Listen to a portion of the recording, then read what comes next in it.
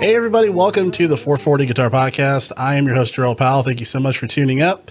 You can get the podcast on Spotify, Apple Podcasts, Google Podcasts, and anchor.fm/440. Be sure to follow the podcast as well on Instagram at the 440 Guitar Podcast so you can be updated on the episodes for when they release. And if you know of any musicians or artists that maybe would be great for me to speak to, feel free to send me an email at the440podcast@gmail.com, or you can direct message me on Instagram as well. I'd be more than happy to connect the dots, or if you can connect the dots for me to help speak to an artist that you think would be good for me to speak to, feel free to do that. I'd love to have that opportunity. So again, feel free to do that if you'd like to do so. And today I'm very excited to speak with these guests today. A little bit of a different type of episode versus me, interviewing guitarists for the show. But these are folks that are definitely connected when it comes to music and working with musicians and having a really fantastic community that I wanted to be sure to highlight. So the 440 Guitar Podcast is very excited to have Ralph and Jonathan Laguerre on the show. How you guys doing? Hey, what's up? Happy to be here, man. I'm happy to be here. It's an honor to be on the podcast, my first podcast. Oh, nice. Hopefully this is a magical moment. Very nice. For hopefully not the last, right? Let's see how this one goes. Oh, man.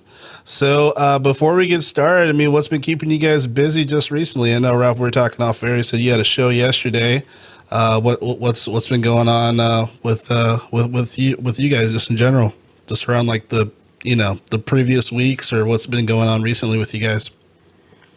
So Knockhouse has a bond offering, so we're officially on Wall Street on the bond side, not on the share side. Oh, so wow. That was like a big project, a lot of accounting, a lot of back end work. That's kind of like my forte when we run it. The marketing, we're supposed to have a marketing campaign and probably an event for it. So if you want to check it out, it's called thesmbx.com. You can just go on the market for the first ones there. I think we were listed on Friday. So I just been working on that for a month. We're trying to raise for a new studio. So we're trying to expand our studio space from that location, make it a couple of locations in and around LA. So it should be very interesting in the next year, seeing where we go from there. Awesome. First podcast promo is done, complete. It's done. We're done. That's it. We got all the information. we got all we need. Right? That's what I was doing. Long glad just working and just trying to get some artists in. That's kind of the name of the game right now in LA. Cool. What about you, Ralph? Just doing comedy shows. Last night was great. I got one coming up on Friday, but it's keeping me busy. A lot of things. Thoughts are keeping me busy. I think thoughts keep a lot of people busy, right? A lot of thoughts. What else is going on that is instrumental to this podcast, right? Music is keeping me busy. I'm working on a couple of tunes, working with a live band. Would love for you to play some tunes that I'm working on. Sourjack is live and back in effect, and then comedy is keeping me busy, and just life and work, and Knockhouse, Very cool. and a podcast, podcast. I didn't know podcasts keep people busy. I do. I do 3 of them a week, so I know what you mean. It's just editing conversations, but it's a beautiful thing, conversations and just getting to know somebody and exploring how their mind works and how their heart works and just what are their interests, So it's I just got back into the podcast game, so it was really cool to just get back into it. It was Right on. How about you? What's keeping you busy, man? Me? Oh man, too many things to talk about. But definitely, for those of you who are familiar with what I do, I also do a video game podcast, the Gamers for Life podcast that I do with my friend Arthur Thomas. We just did our first video episode in a long time. We were kind of off the grid for a bit, but did our video episode, and that went really well. So that's available, on the streaming stuff and also on the YouTube. Music Buds podcast to do a music review podcast with three other folks. Two of them, one of them is from Harlem, the other one's from the Bronx. The other one used to be in New York, and now I think is in Atlanta. So very much a kind of a stretched out music podcast, reviewing from artists that people don't usually know. And that's just that. That's not talking about music, but it's a lot keeping busy. So to get started for you guys, so here on the 440 Guitar Podcast, we're really big on origin stories, how people got to where they are today. So to start off, can you guys tell me what your earliest memories of music were? Just at the very earliest state. I guess I'll start with you, Ralph. I could say the earliest stage of music is two instances. Is where we grew up in Randolph, Massachusetts.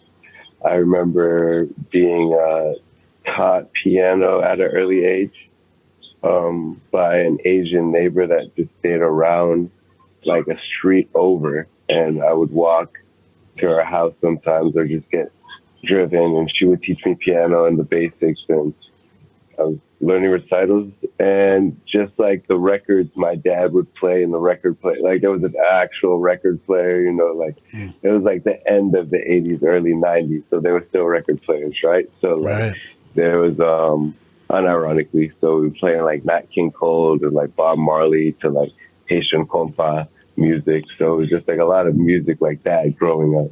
That was like my earliest stage. Yeah. Nice. And then did you kind of have a similar memory of music, Jonathan, or what was kind of your first memory of music?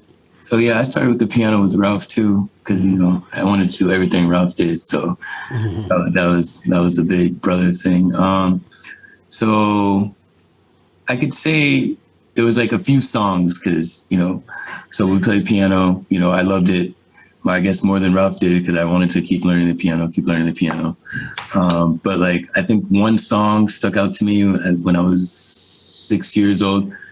6 years old, I guess there was like two songs. Yeah. So the first one was the Fugees, No Woman, No Cry, because it was the 90s. So they were playing that. And then the Biggie Smalls, More Money, More Problems. So like, those are the two songs where I was just like, well, I love hip hop, you know, like that was the time when I was like, okay, this is what it is. And they just got deeper and deeper into like, you know, how much hip hop. And then Ralph obviously had a huge influence on that hip hop culture as well. So yeah, it was definitely, because I just talked about this the other day, honestly, because I always ask people like, what was your first song that you think you remember? So if it's not Barney, and then it's not, you know, Disney Channel movies and like, you know, Disney movies, those were the two actual songs that kind of like, you know, started me off in the music genre. Nice. And then I know, Ralph, I know you mentioned as far as like some of the music that was played in the house via the vinyl player. So was that something that was pretty prominent like throughout childhood as far as like music in general being played at the house? Like I know for me, like music would be played when it comes to like certain gospel music that like my parents would like be singing on Sunday, but as far as like music like playing like during dinner or just randomly throughout the day, it didn't really happen. I kind of like stumbled upon like stuff that my brother listened to. But was music normally played in the house growing up? I'd say like definitely in Boston for sure was like one of those that I remember music being played a lot. And then car rides, there was just like music being played. Like in my dad's car was just like Haitian compa music that you were just like didn't like, you know, that was the radio. As a kid, that was just the radio. You just grew up with that music, and then your cousins is playing like hip hop. Like my first is "If I Rule the World" by Nas. Like that was like Lauryn Hill, Nas, like Fugees. Like those were like growing up hip hop. But so it was like Haitian and hip hop. And then like I think when you get older, we moved to like Florida.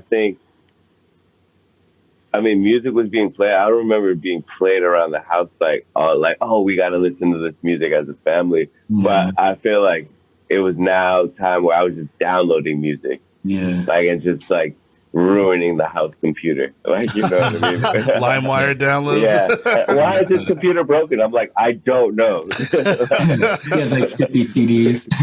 Oh, yeah. I mean, I remember briefly, like, you know, mom used to be like, get up, stand up for your rights. That's kind of how she woke us up every morning. Oh, like, wow. You know what I'm saying, when we were younger.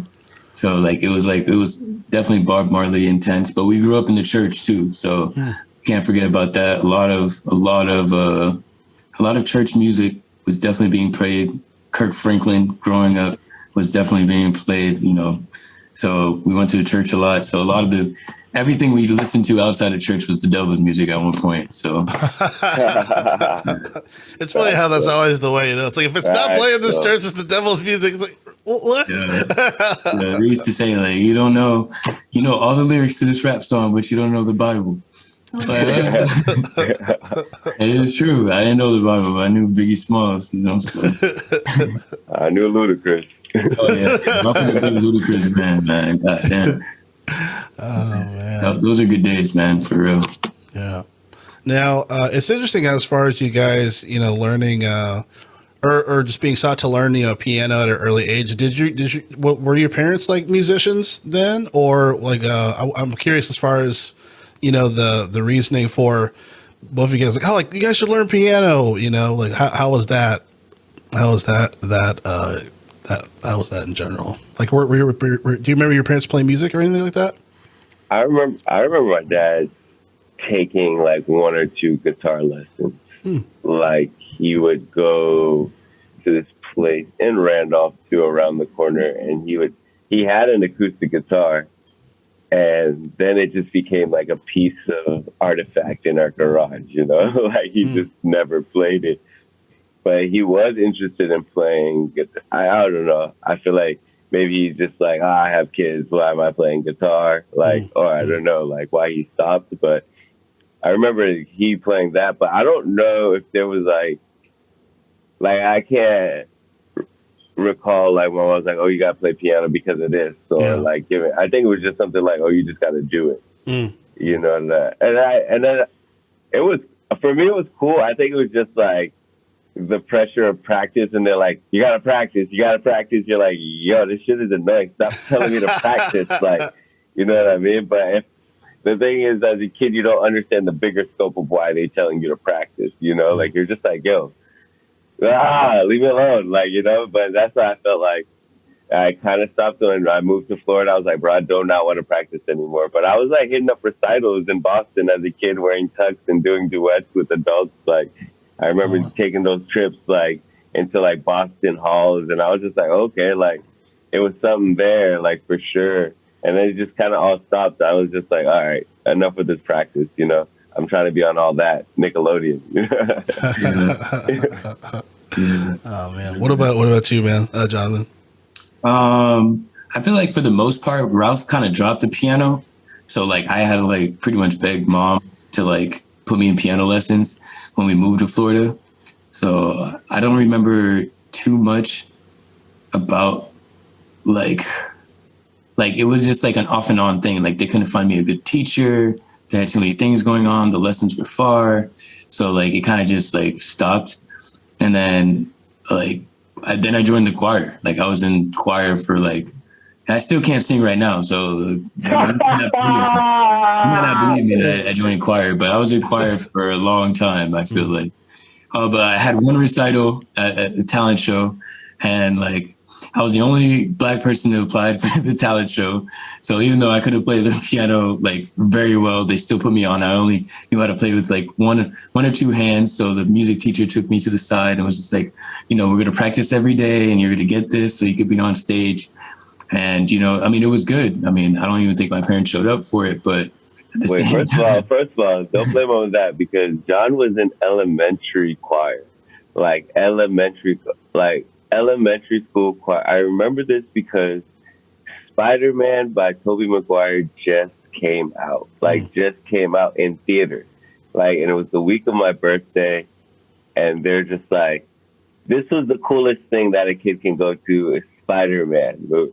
John has a choir show in downtown Palm Beach Kravis Center. This is a nice center, like, you know, for like it is for the arts, like. And I just remember, like, I'm like, why the hell are we going to John's choir thing? Spider-Man is out. Like, everyone's gonna be, like everyone. And then it was just like it was a family event. Like, we all went there, just like, yo, your brother is performing on stage tonight. We gotta see him perform. And, you know, admittedly, I'm sitting there, you know, you're a kid, you're like, man. And at the same time, you're watching this, like, damn, this is a cool ass thing to see. Like, you know, like, they're all like a bunch of choirs are singing in the theater, and like you see your brother singing up there, and like everybody's like happy for these kids. So I don't know what the other one they didn't probably go to, because they're probably like, okay, this nigga can't really sing. Like, well, let's just stick to piano. We'll find him a piano teacher soon. Yeah, yeah. I mean, I don't know. I got to college. My voice kind of gave out after everything else. So That's interesting you mentioned that there, Ralph, because I kind of have a similar notion growing up too, because my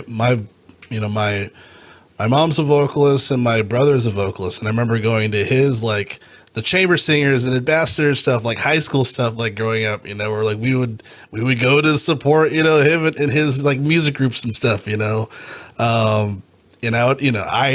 I wasn't a singer and I knew it, but I was just like, yeah, we can go do this, whatever, but then it's just, eventually it's like, oh, this is kind of cool. It's kind of interesting, but that's funny.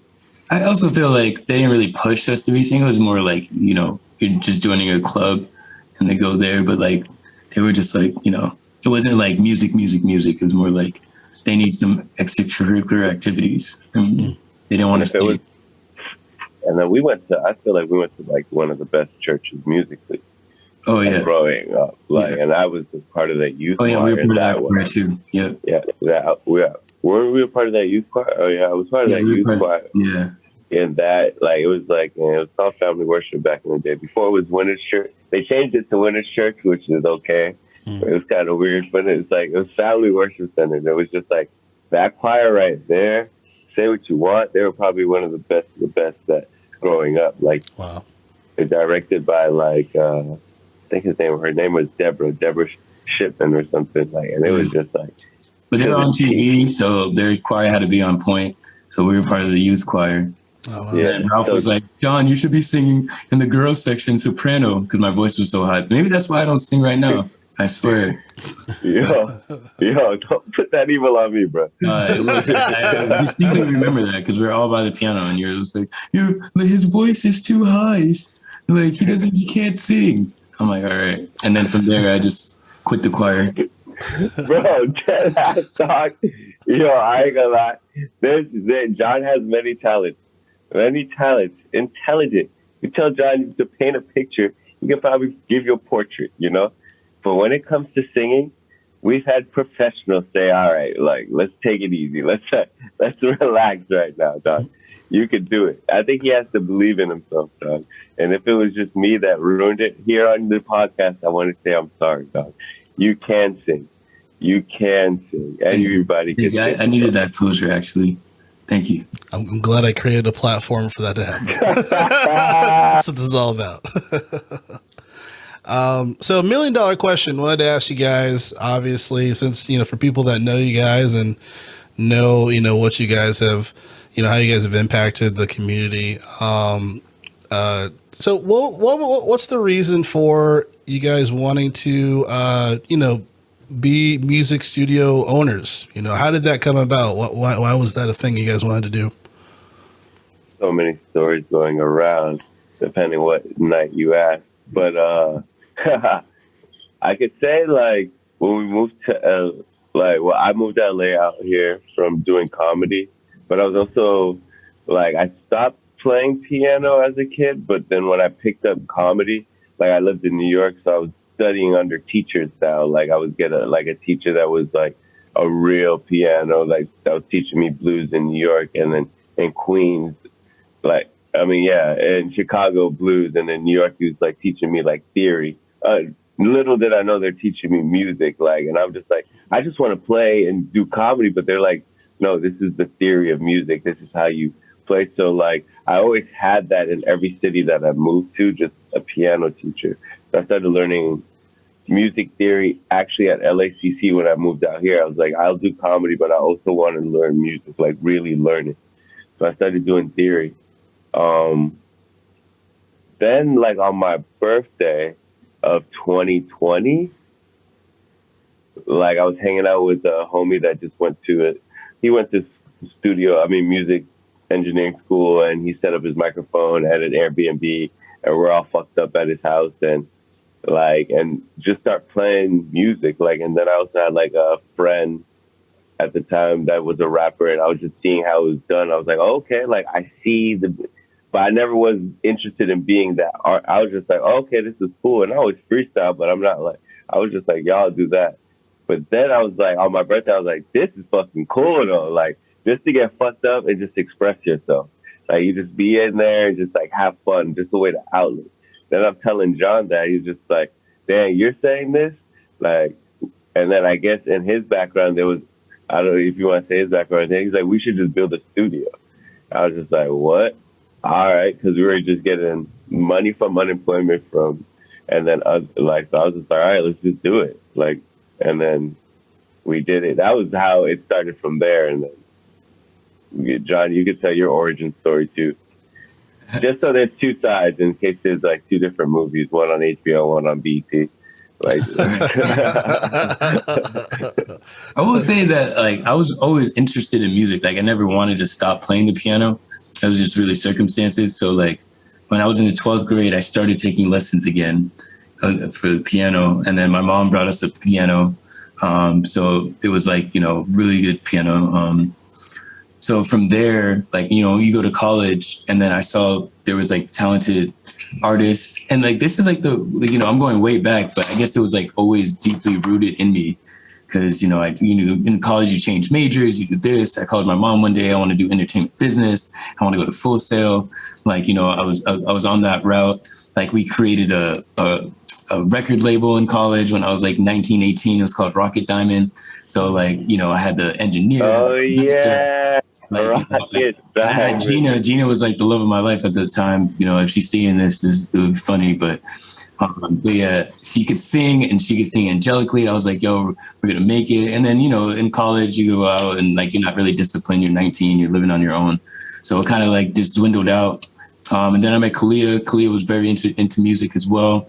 And she was my ex-girlfriend for the last 5 years. And like during that time, like it was her birthday around the same time Ralph's birthday. It's like a day apart. I got her a laptop because like we would always go on the piano and we'd always try to learn how to sing because we had a piano in the house. And like, we'd try to like write lyrics and make music.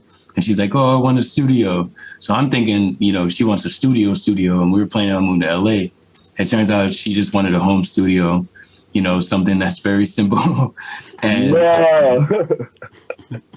but I turned it to this whole like, vision thing, like, oh, we're going to build this, we're going to build this, we're going to build this.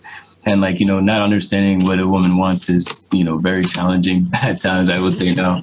But from there, like, I would say like she's part of the inspiration. I called Ralph that day because I've been hearing studio talk at home. And Ralph's talking about he's a musician and like, he loves making songs and stuff. So I was like, all right, let's get it together. So we always had this, like, I'll do the business, Ralph will do the, the artistic work in the studio. And then from there, we built the team up. We had a couple friends and, we're still building the team up as we go along.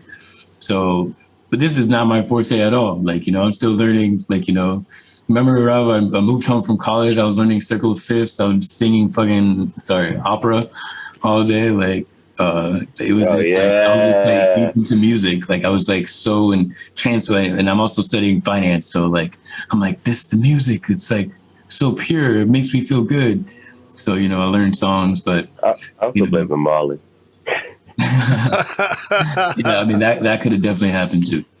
But yeah, I mean, I would say that's my backstory. I feel like it was always there, but like I got so caught up into like how Wall Street works and working on Wall Street financial institutions that kind of lost my root until, it became back in like prevalent in my life again. You know what I'm saying? So I think the passion was always there, like for the music. Even to this day, I still feel like I could be ear trained like really well. Like I could hear a song and like play it. Like if I, but that's just me. Wow. Did you want to comment on that, Ralph? That was funny because just like it is rooted in this. Like I was saying this yesterday to someone. I was just like, I was telling my grandma. I always tell these because my cousin moved out here, John moved out here. And I was just like, I told my grandma, like as a kid, I was just like, yo, you remember the group Blackstreet? Like No Diggity? Yeah. No Doubt. Mm-hmm. So like that was a heavy single in Boston, like when we were kids. Like, and I was just like, yo, this is what I want. I want a band with my cousins. We all live in one house and we're making music. Like, I just remember sitting in her living room telling her, she was asking us what we wanted. And I was just like, and then fast forward like 20 years, you're like, oh shit, my cousin stays out here, John out here, and we have a studio. And it's just like, you never know what you're throwing out in the air, you know, like you're just saying it as a kid. Because it's like pure, like it's like pure, there's unfiltered. Like, you know, you're just like, this is what's going to happen. Like, you know, like, and everyone laughs because we're like, oh, it's the kid's imagination. And then you're like, wow, this really what happened, low key. And it's still happening. Yeah. I find it really interesting as far as hearing both of your guys' stories and noticing how there's this powerful like ambition with both of you guys, like with Jonathan, like him, like how to put it together from like a financial basis, and then Ralph putting it together from like a creative basis, and just like all these things coming together. But because like I feel like a lot of people they have ambitions to do something, but then the ABCs of doing it, it's like that's where it falls off. You know what I mean? So just like hearing your guys' story of like, no, like I think we should do this. Yeah, let's do this. And then, you know, lo and behold, this is where you guys are today. I just find that really fascinating. You know what I mean? So yeah, I try to do everything. So and that's the thing. It's just a balance. I feel like John is great. Like his girl wanted a home studio, he'll build a whole building. So sometimes I'd be like, yo, let's calm it down. Like, you know, like this is what we could do for right now in the circumstances. Everyone can, you know what I mean? Like, I'm learning a lot. Like, business and art is just like disgusting. Like, you know what I mean? Yeah. Like, it's just like a disgusting thing to even be around. I'm hearing like all these things are just like, it could easily kill creativity for sure. Like, it could, like, and I understand why now you, like, on a minuscule scale, I understand when people are like, fuck music, I don't want to do this shit no more. Like, when you hear artists say that shit, it's because it's like the business side. Yeah. You're killing the creativity. And it's just like, you'll hear it. And that's the difference between John and I, which is like great because he's so business minded. But he understands the artist mind, but he's so in that business world. He just, like, I heard an artist talk to him the other day. He's like, I understand what you're telling me, John. But if I do this, it's going to kill my creativity. And, you know, like, it's just like, I was like, damn, John sounds like he's the label right now to these kids like out here. I have no money for you. Figure it out. I mean, I think that way because it's like most artists want to get their music heard, but then they also, you know, 90% of them, they work jobs they don't want to work. Like, you know what I'm saying? So it's like, you got to be able to capitalize off your music as well as make the music that you want to make. So it's like a 2-part, you know, series. I mean, it's a 2-part business to me. Like, the creativity will always be there. Like, you know, there's always someone that's worse than you that has everything, and there's someone that's better than you that has nothing. So it's like, I see a lot of talent that goes through Knockhouse. I've met a lot of talented people, and I'm just like, all right, let's make some music. Let's get out there. Let's go sell it. Like, because that's all the exec at any label that's going to give you a deal. That's what they're doing. They're going to sit there. They don't know how to make any music, and they're going to listen to it, and they're going to be like, yeah, this one's going to be viral. This one's not. Like, and they're literally controlling your life. So I want to be able to give the artist back their life and be like, hey, listen, you could do it without the exec, without the label. But I mean, obviously, if we have a label, it's different because I'll be selling it. Stop it right there. But at the same time, like, Steve Stout. He sounds like a Steve Stout. If you know the Steve Stout, sounds like a Leo Cohen. He's just like, I'm giving the artist freedom to come work for my label. I'm just giving them freedom to work for me. No, I mean, you know, like I feel like it starts with ideas. Like, you know, like I'm on this. I don't know if we have more of a script. If I could just keep talking about this. No, go ahead. We're still in line. Yeah, like, please. I feel like these ideas is like everybody wants to get syncs and placements, but you have to get commercials, right? So there's only one person that has a budget for commercial, and it's a business. Yeah, so you got to be able to market yourself to a business, saying like, "Hey, I could make music for your commercials, and I'll make you a commercial to prove it to you," and they'll put it on a national level. Yeah. Like, you know what I'm saying? And like the music is synced, they'll drop you a check, whatever the case may be. But like, there's so many businesses here in LA that like they need marketing, and that's kind of like what music is now, is just a marketing tool.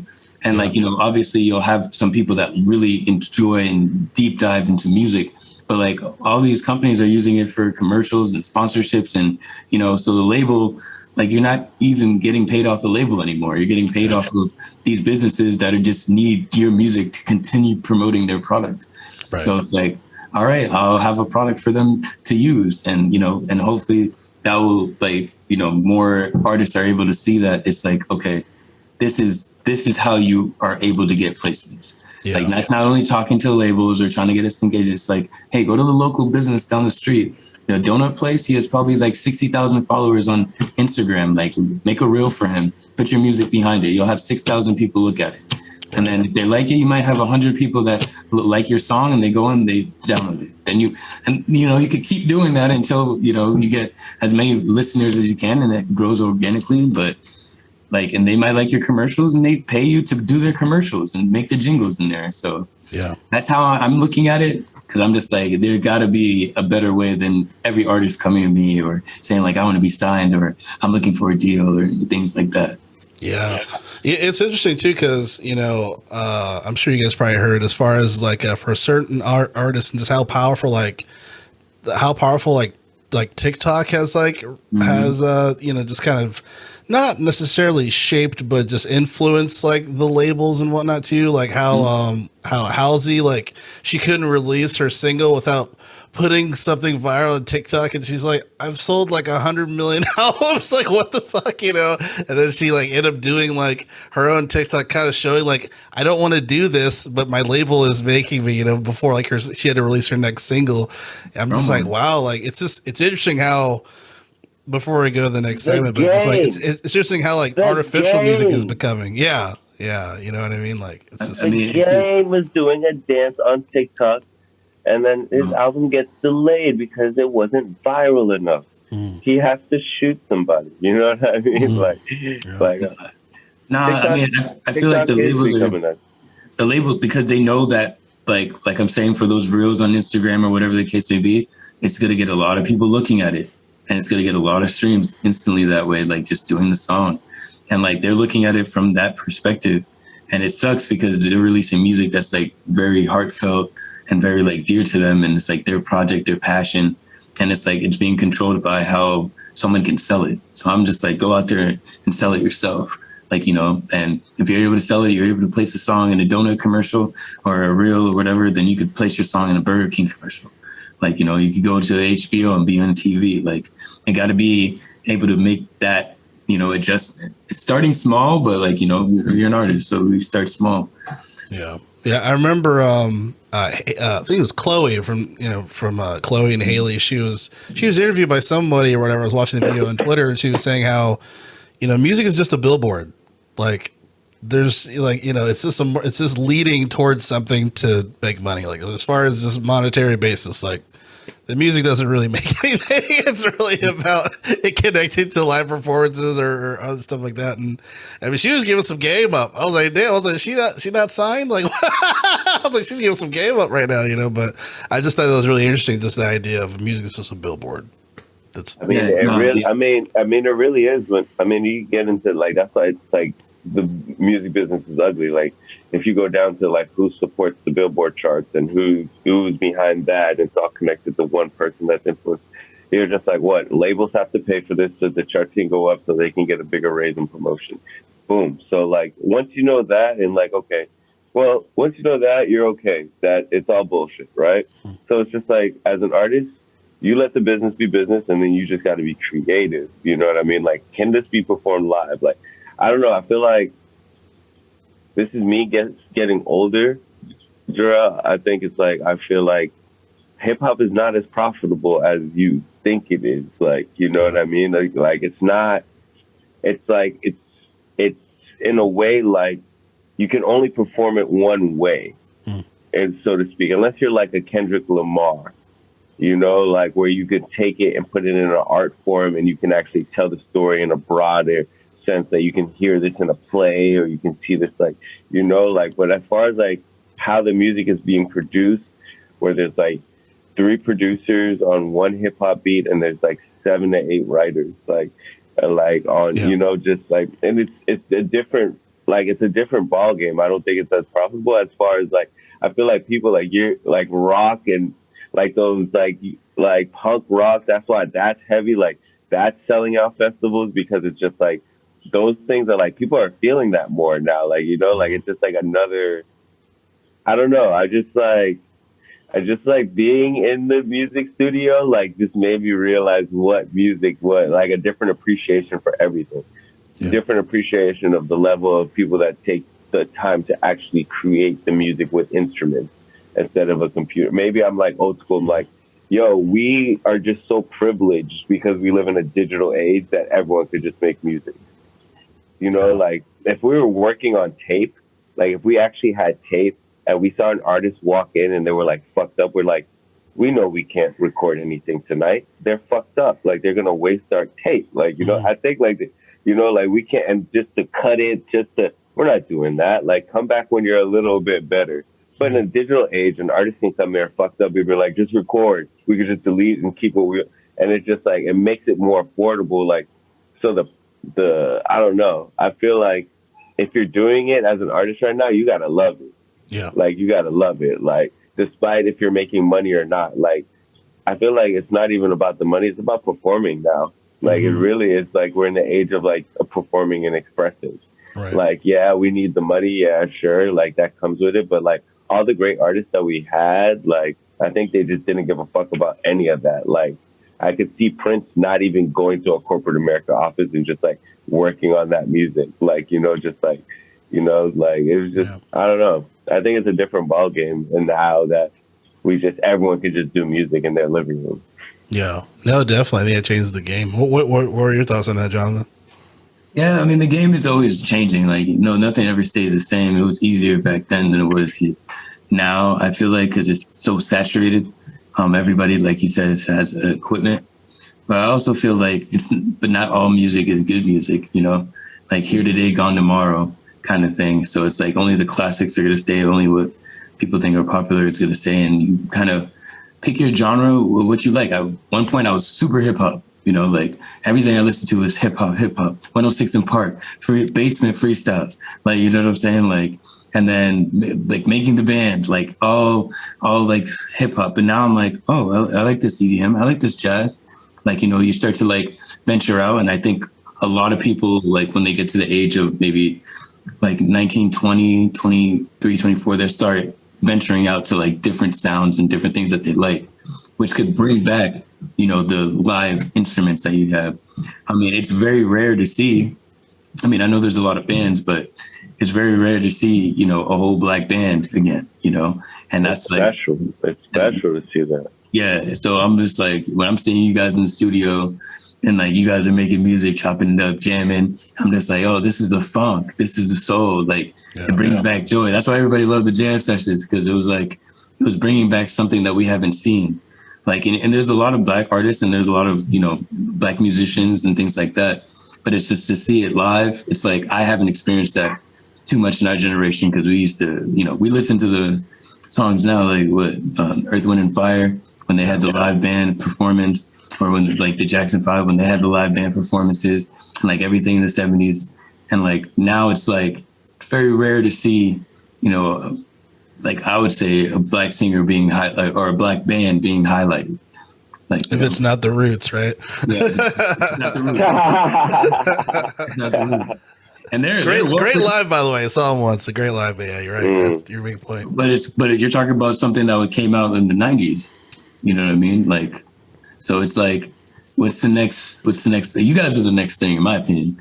Well, it's funny. I think of like like D'Angelo's projects and like Black Messiah and like that. That's the last album that came out, which was like phenomenal.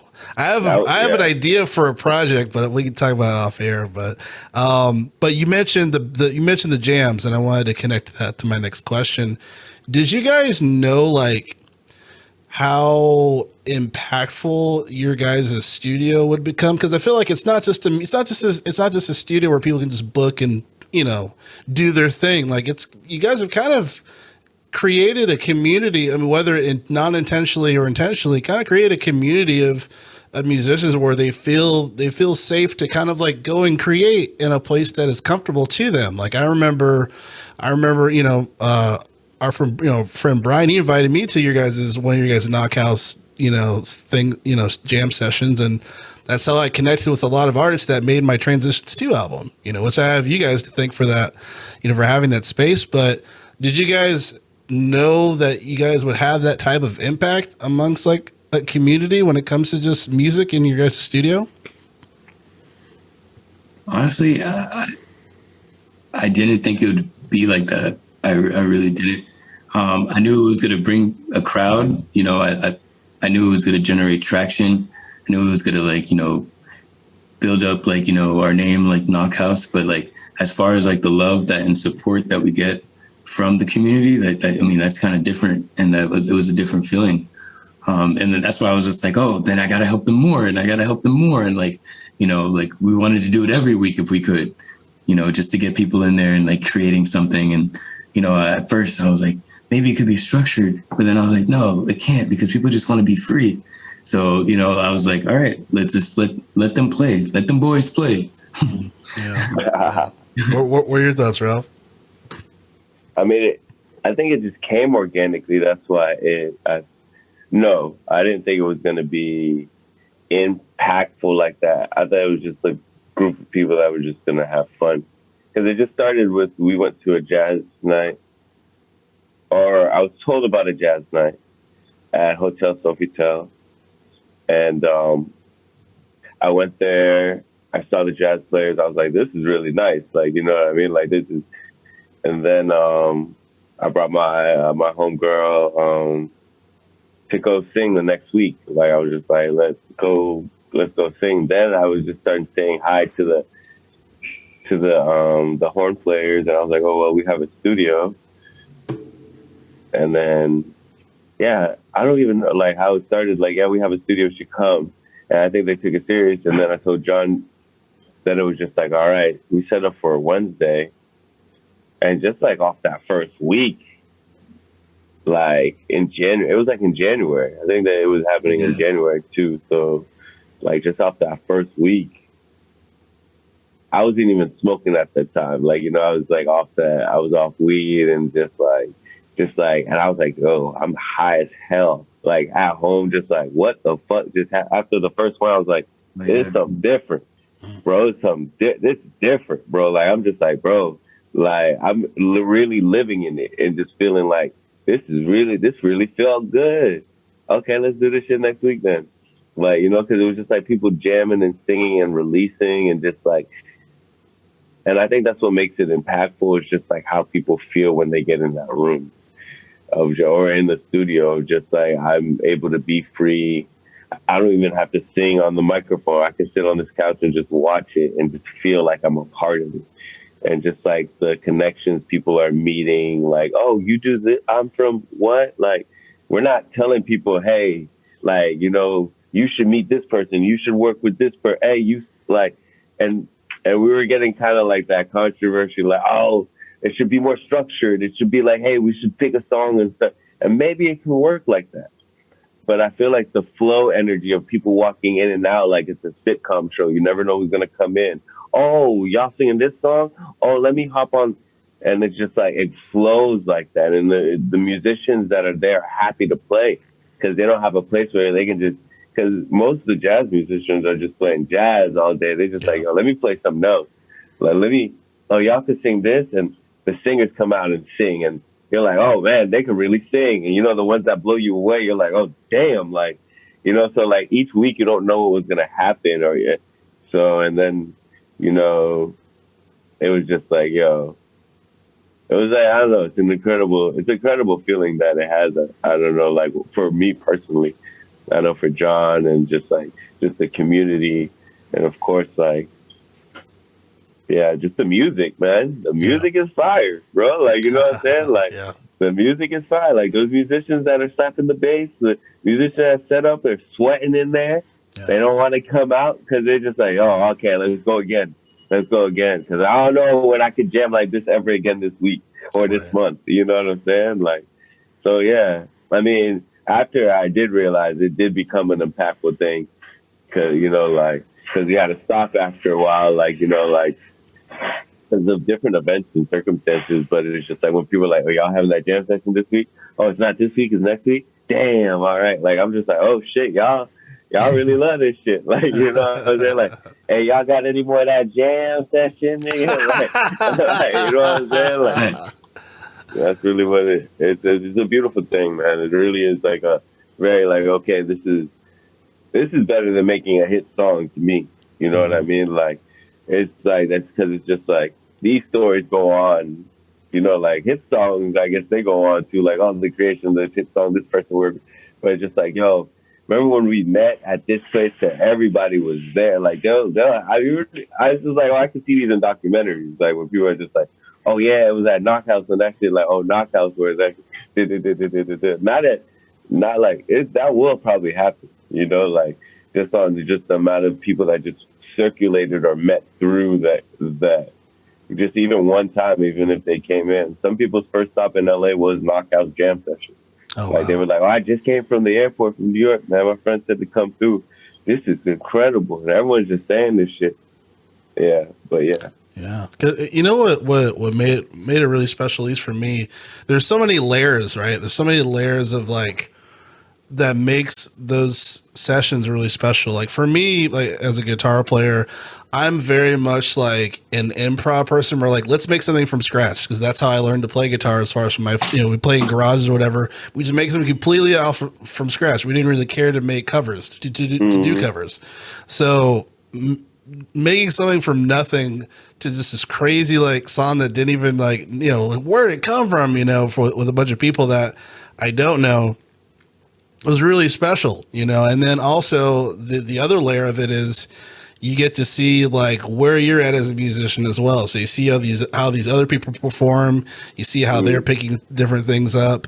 Okay, you know, I do this a little better than that person, but this person does this a lot better than I do. So now I have something to take home to learn.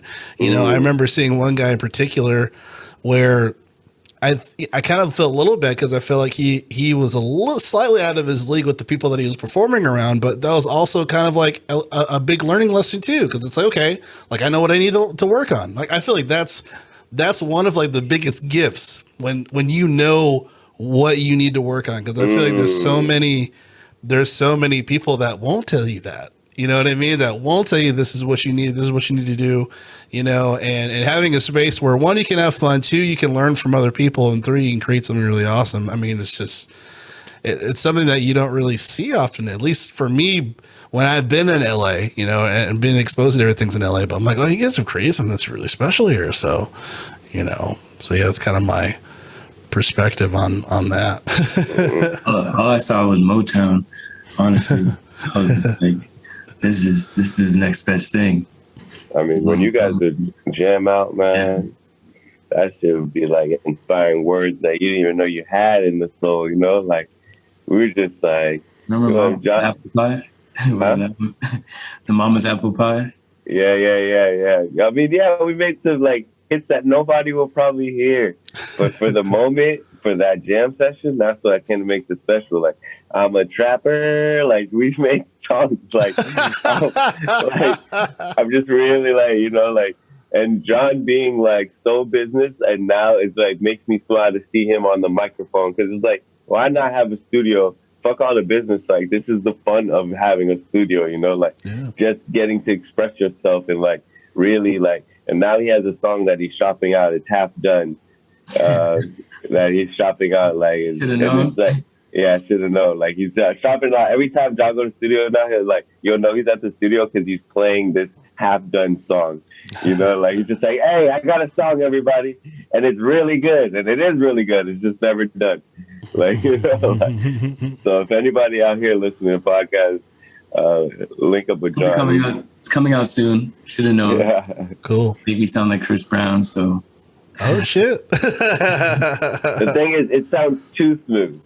Musicians, you know, it has auto tune. It's too smooth, like polished diamond. Like that shit can't be real. I need the rugged edges. You know? Right? Yeah. Like, what are the imperfections? yeah.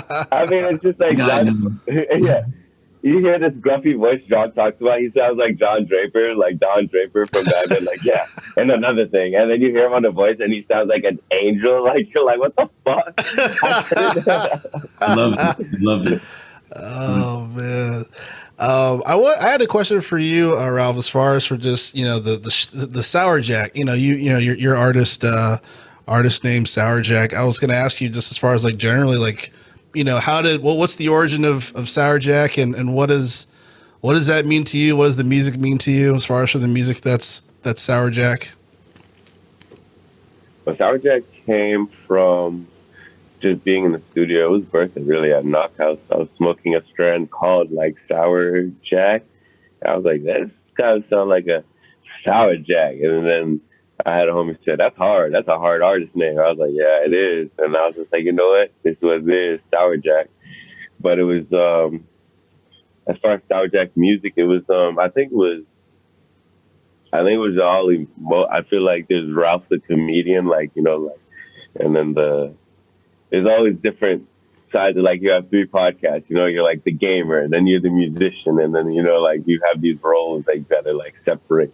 Yeah. And I kind of seen it clearly with like separating Ralph and then Sour Jack. Like, there's like a Sour Jack mode that I like. Me having these shades on is probably like Sour Jack mode-ish. Like, just it's an attitude towards it. I feel like there's more, Sour Jack is more like in your face direct attitude, which is me too, but it's like more like I don't care how you feel, but I am very vulnerable in my feelings, like that's how, and I think that's how it is in the music. Like Phony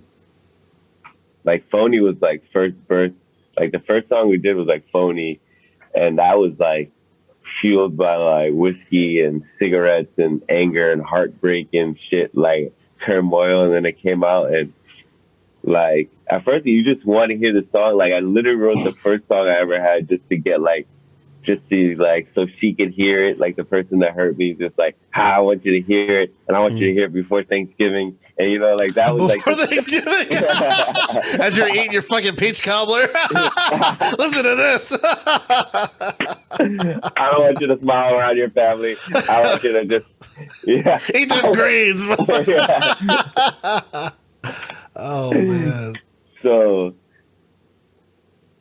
yeah, there was, and it just became, it was natural. Like, our mutual friend Brian, like he played something, I was just like going off, and it was very simple, very like, then I played it for a couple people and they were like digging it. Then you play for John, he's like, oh, this is good. I was like, oh, okay. John Corporate John can get it. I was like, all right, cool. Get that stamp. Yeah, what I'm saying? Get that stamp from corporate. Then I was like, all right. Then I just dropped it, like the song, and then just the reception I got, it just like, it taught me like, because there was no like marketing plan, there was no strategy, there was no like, oh, I gotta, like my shit was spited out of just like, I want this girl to hear it. Like, you know what I mean? Like, and just like, I want to make sure, like, so when I dropped it, there was a cover, I'm blessed with the cover art and just like doing like things organically. I was like, oh, okay, this is cool. Like, oh, being an artist is even cooler than I thought. It wasn't rap music. It was like really like a bluesy.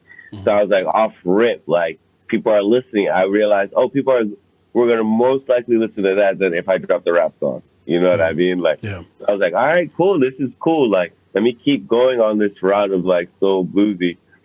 So I feel like at that time there was like Sour Jack then was birthed into that situation. Cool. And then but still finding the voice of like who Sour Jack is. But then I was like writing tunes. I feel like God opened like a vessel of like, that's why like creativity, it as much as it's always going to be there, it comes in like ebbs and flows of just like when it depends how connected you are to God, like, or just depends how open, how, because if you just like wrote a song and you just like, oh, it's a hit, and then you just stop doing whatever you did to get that creativity zone, like, yeah. I feel like it's just closed off, like, like, that's why once you become a big star, like, you get other writers because they're still hungry, so they're still like are connected like a little bit more than, but so I just started writing more and like 5 songs that I was just like, oh, different fit. Like it was like different feeling came out, like, and just like goddamn fool came out, but they were coming out organically. Mm-hmm. And then I just remember writing a song for like a girl that she was telling me a story, and it wasn't even about me, but I just like wrote it, and then I like gave it to her. Just that she's like, oh my God, you're in my head, and I was just like, oh okay, I kind of like can songwrite, and I can song like. And I remember like a homie. He's not a homie anymore. But he just called me one day. He's like, "Oh, you're a threat, bro." Like, I was just like, "What do you mean?" Like, he's just like, "You could write, you could sing, like," and I was just like, "You could do." I was just like, "Okay," like, but I really was just like in that zone of like, I'm Sour Jack. Like, this is what I'm an artist. I can really do this. I could drop a project and just like really, but I think it's just like also. At the same time, as soon as that vessel closed, there's a time where the vessel just closes. It's like, all right, there you go, he closed, like, you know, and you're just like, damn, like, I can't write for shit right now. Or like, you can hear a melody and you can't hear anything. You just hear the melody and you're like, damn, I am not. And so it always reminds me to stay connected to God for sure. Like, but like Sour Jack really just like, is just an attitude of just like, yo, I can be vulnerable in my feelings, and I know all y'all are feeling this too. We all felt like love. We all feel like we need to scream sometimes, like on a track, you know, like just like, so I'm doing it. I don't know if I'm doing it right. There's no rules, because it's not like I knew how to be an artist. Somebody like I grew up around musician artists. Like, nah, I just feel like, okay, I think I could do this. Yeah. Nice. It's funny. I was thinking of this term, and I wanted to ask you guys, because you know you have the term like what came first, the chicken or the egg, but there's also a term of what came first, the art or the oppression. Or the oppression? Yeah. Always the oppression, man. Always the oppression. Always, man. I feel right. I mean, I'll let John talk. Yeah, the oppression. Yeah. And that came first, for sure. But that's where you get good music, right? You get good art. Yeah. Like, you know, but there's something that's, you know, eating you inside that makes you a great artist. Like, all you guys are great artists. But there's something that's just like that drive and that oppression that's keeping you going. Because at the end of the day, you could have just had one song, Ralph, and just been like, all right, I'm done. You know, but you're always feeling something. You're always oppressed in some areas. So that's what we need to see corporately. Just like in comedy, if everything's going right in your life, you are not funny. Nigga, you just like, damn, I'm just too. I think that's why I feel like in life, I'm just like, I always find myself in constant humble positions where I don't feel sorry for myself. Like, all right, I have to be in here so I can be funny or I can perform better. Like, there's always lessons in humbleness. Like, you know, like, it's oppression is the realest thing. That's why Black people are the realest in like the music, you know, like. So when we find a white guy that's so good at music, you're like, how the fuck? Where are you from? Nigga, where are you from? Where your family? I took it from you. I took the music from you. Elvis. In theaters soon. No, I agree. I think so too. It's just, I mean, I feel like blues, jazz are just some of the most prominent examples as far as like how much pain came from that music, you know what I mean? Even just from call and response and singing before instruments came to pass, you know what I mean? That being transcended, you know, it's just like, it's the reason why, like, even like learning any instrument or whatever, when you, like learning the blues, it's like one of the first things that you would learn, because you're able to witness emotion coming out of an instrument, you know what I mean? Immediately, because classical you can, but it takes time. But like blues, you just like, you hear it immediately, you know, like. Yeah. But it's just like, it's not our responsibility only as Black people to show our art through oppression. I feel like, I think like now we're at an age where we can just show anything. Like, you know, we're allowed to be goofy in comedy and not just have oppression type jokes, you know? Right. But yeah. I agree. No, I definitely agree. One of the last things I wanted to ask you guys, you know, I feel like it would be wrong for me not to ask. So my question is, as far as for, you know, say if there's someone listening to this or watching this, and they are aspiring to be entrepreneurs, to own a business. And since you guys are doing it, what advice would you give someone that's trying to, become an entrepreneur or to own a business, and, maybe they're a little worried and not sure what to do or how to approach it? What would be some advice that you would give? I'll answer first because my answer will be shorter than John's, for sure. Like, for sure. How much time do we got? Yeah. For sure, my answer would be strong. As an artist that wants to be an entrepreneur, make sure you just team up with someone that just knows business. Like, like off rip. No, you don't know everything. No, you can't do everything. You have to have a team. And don't stretch yourself too thin. Don't expand. Stay in a foundation, a strong foundation. Like, of just like what I want in this, who I am in this, despite don't be influenced by like, oh, they're doing this, we should do this, or doing this, we should do this. Oh, I see someone let that be like, don't let that be the foundation of how you move in your business. Love what you're doing, like, and if you really gotta love it, because sometimes when it's ugly, like, some people want to up and leave. Like, like, I've only been in the business world for 2 years, and I grew more gray hair than I ever had in my life. Like, just by seeing like people's egos not wanting to get checked, like an artist is all about egos. Like, you gotta realize you gotta let that shit go. It's all like a beautiful thing. Like, but in entrepreneurship, I understand there's sharks in this game and how you move and everything is chess. So if you're an artist and you're sensitive about your shit, team up with a shark. You know what I mean? Like, team up with someone that's going to actually go to war and believe in what you do. And when you team up with them and their actions match up with their words, then you have a beautiful thing going on. That's what I would say. That's my short answer. Okay. Great. Great advice. Well, what would you say, Jonathan? Entrepreneurship is not for the weak-hearted. I'll tell you that. You have to have strong ambition every day. When you wake up, you're constantly thinking about it. Like, our parents or our grandparents and our parents were entrepreneurs. Like, like my mom had a pharmacy. My grandpa had, I don't know if it was a grocery store. My other grandpa sold land and did real estate. So and they were doing it to feed the family and to leave a generation behind. So you got to be able to remember why you're doing this for. So that's one of the toughest decisions you make, because some days you'd be like, damn, like I don't want to do this. And then there's some days where it's like, I'm on a roll. There's nobody going to stop me. Like, I'm going to go through every wall that's going to be in my face right now. And there's more days like that than there is days that you feel down. But I will say, making sure that you have the correct team on both sides, creative team and the business structure team, people that understand, how they're going to do strategy. Strategy is number one thing in music, is strategizing and trying to get streams, trying to get plays, trying to get content. It's all part of a strategy game. So having a concrete plan with the right team, you could execute pretty much anything, because the universe is going to give it to you. So it's a matter of just making sure that you're prepared to get it. So, nice. Very nice.